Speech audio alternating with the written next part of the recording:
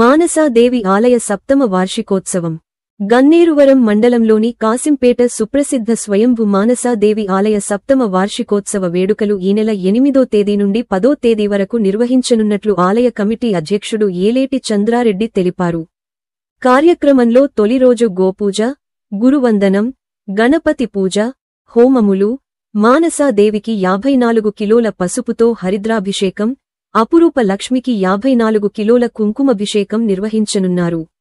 రెండవ రోజు చండీ హోమం, త్రిశూల స్నానం, మానసవీశ్వరునికి భస్మాభిషేకం, మనసాదేవికి లక్ష పుష్పార్చన, మూడో రోజు శ్రీ చక్ర అర్చన, ఆంజనేయస్వామికి కదలిఫల అర్చన, శ్రీ లక్ష్మీనరసింహ వార్షిక శాంతి కళ్యాణం, పూర్ణాహుతి.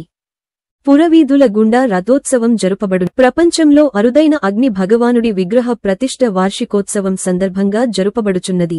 ఆలయ ప్రధాన అర్చకులు పెండ్యాల అమర్నాథ్ శర్మ ఆధ్వర్యంలో వార్షికోత్సవ వేడుకలు జరగనున్నాయి. తెలంగాణ రాష్ట్రంలోని అన్ని జిల్లాల వాసులు పెద్ద ఎత్తున పాల్గొని అమ్మవారి ఆశీస్సులు పొందాలని ఆలయ కమిటీ సభ్యులు ఆహ్వానం పలికారు.